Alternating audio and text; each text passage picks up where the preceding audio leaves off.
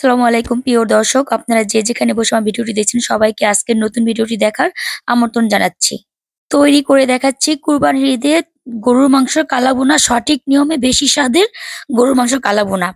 যে যেখানে আমার ভিডিওটি দেখছেন সবাইকে অনেক অনেক ধন্যবাদ। ভিডিওটি ভালো লাগলে লাইক কমেন্ট শেয়ার করবেন, পাশে থাকবেন পরবর্তী ভিডিও পাওয়ার জন্য। এখন শুরু করছি আজকের রেসিপি। প্রথম আমি এখানে ঘরে থাকা মসলা নিয়ে নিয়েছি আর একটা প্যান বসিয়ে দিয়ে দিচ্ছি এখানে ৮-১০টি শুকনা মরিচ। শুকনা মরিচটাকে একটু হালকা ভাজা ভাজা করে নিব। তারপর আমি এখানে পরবর্তী মসলাগুলো ইউজ করব। এখানে দিয়ে দিচ্ছি ৮টি সাদা এলাচ আর দিয়ে দিব ৩টি বড় কালো এলাচ। আর এখন দিয়ে দিচ্ছি ২ টুকরো জয়ত্রী আর দিয়ে দিব হাফ জয়ফল। আর দিয়ে দিচ্ছি ২ টুকরো দারচিনি এলাচি, মাঝখান দিয়ে আমি একটু ফাটিয়ে দিয়েছি। এখন আমি এই মসলা আর দিয়ে দিচ্ছি একটা স্টার এনাচ আর ২ টা তেজপাতা। আর দিয়ে দিচ্ছি ৮-১০ টি গোলমরিচ আর ৫-৬ টি লং। দিয়ে আমি এখন এই মসলাটাকে ভালোভাবে একটু অ্যা ভাজা ভাজা করে নেব মুচমুচে হওয়া পর্যন্ত। আর তারপরে পরবর্তীতে ইউজ করব এখানে ধনিয়া হাফ চামচ, জিরা হাফ চামচ আর হলো শাহি জিরা হাফ চামচ। দিয়ে আমি সবকিছু মসলাকে ভালোভাবে একটু ভাজা ভাজা করে তারপর ব্লেন্ড করে নিব। এই তো দেখতে পারছেন আমি এখন ঢেলে আর এখানে একটা রাঁধুনি মসলাটা নিয়ে নিয়েছি, এটা পরবর্তীতে ইউজ করব। এখন এখানে নিয়েছি আমি ১.৫ কেজি গরুর মাংস ধুয়ে পরিষ্কার করে হাড় চর্বি সহ আমি ১.৫ কেজি গরুর মাংস নিয়ে নিয়েছি। আর এখন আমি এখানে দিয়ে দিব পেঁয়াজ কুচি হাফ কাপ। আর দিয়ে দিচ্ছি আদা রসুনের পেস্ট ৩ টেবিল চামচ। দিয়ে দিচ্ছি স্বাদ মতো লবণ আর দিয়ে দিচ্ছি ভাজা পেঁয়াজের ব্রেস্তা। আর এখন দিয়ে দিব টমেটো সস ২ টেবিল চামচ। আর দিয়ে দিচ্ছি সয়া সস। সয়া সসটা আপনারা অবশ্যই দিবেন। আর এখন দিয়ে দিচ্ছি সেই পেঁয়াজ ব্রেস্তার ভাজা তেলটা। দিয়ে সবকিছুকে আর দিয়ে দিচ্ছি সেই স্পেশাল মসলাটা যেটা আমি এখন ভাজা ভাজা করে নিয়েছিলাম। এখন সবকিছুকে দিয়ে আমি ভালোভাবে একটু মিশিয়ে নিচ্ছি আর সুন্দর করে আপনার এই মাংসটাকে আলতোভাবে সুন্দর করে অনেকক্ষণ লাগিয়ে আপনার এটাকে মেরিনেট করে রাখবেন। আর মাংসটাকে সুন্দরভাবে মাখিয়ে তারপর আমি সেই মসলাটাকে ধুয়ে একটু পানি দিয়ে দিব। আর এখন আমি ঢেকে দিয়ে রান্না করে নিব ২ ঘন্টা। মৃদু আঁচে আমি রান্না করে নিব। এই তো আমি ২ ঘন্টা পর চলে আসলাম আর আমি মাঝে অনেকবার উল্টিয়ে পাল্টিয়ে দিয়েছি আর হাঁড়িটাকে আমি একটু চেঞ্জ করে দিয়েছি, কারণ লাড়ার সুবিধার্থে আমি হাঁড়িটাকে চেঞ্জ করে দিয়েছি।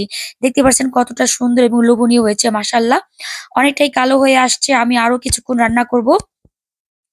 এখন আমি এখানে দিয়ে দিচ্ছি কিছু পেঁয়াজের কিউব করে কাটা। আমি এখানে পেঁয়াজ কেটে রেখেছিলাম। ওটাকে দিয়ে আমি আবার একটু উল্টে-পাল্টে ভালোভাবে মিশিয়ে নিচ্ছি। আর অবশ্যই পেঁয়াজ কুচিটা দিবেন, তাহলে স্বাদটা অনেক ভালো আসবে।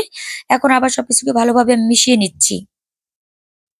যতটা ভাজা ভাজা করবেন ততটাই টেস্ট হবে আর মাংসটা ততটা কালো হবে।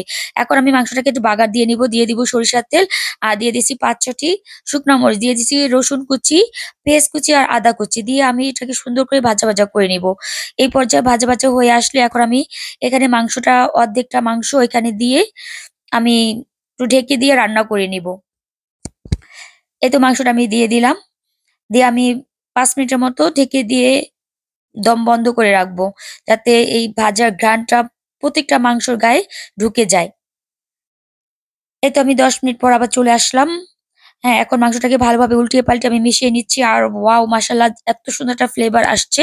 আর আপনারা অবশ্যই এভাবে করে রান্না করে খাবেন। খুব সহজে ঝটপট করে ঘরে থাকা মসলা দিয়ে আপনারা এই কালা ভুনাটা করে নিতে পারেন।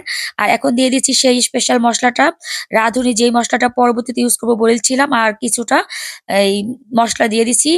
গরমের মসলা পাউডার দিয়ে আর দিয়ে দিচ্ছি পেঁয়াজের ব্রেস্তা। দিয়ে সবকিছুকে একটু ভালোভাবে মিশিয়ে নিচ্ছি। আর লাস্টে আমি দিয়ে দিচ্ছি ঘি। আর ঘিটা অবশ্যই দিবেন, তাহলে স্ট্রং ফ্লেভারটা আসবে। আর দেখতে পাচ্ছেন কতটা সুন্দর এবং লোভনীয় হয়েছে মাংসটা। অবশ্যই আপনারা খুব সহজে ঝটপট করে রান্না করে খেতে পারেন। আর আমি আর কিছুক্ষণ মাংসটাকে ভাজা ভাজা করব। যতটা ভাজা ভাজা করবেন ততটাই মাংসের রংটা চেঞ্জ হবে। আমি এভাবে করে আরো ২০ মিনিটের মতো রান্না করে নিব আর ভাজা ভাজা করে নিব ঢেকে দিয়ে। এখন আমি সার্ভ করে নিব মাংসটা।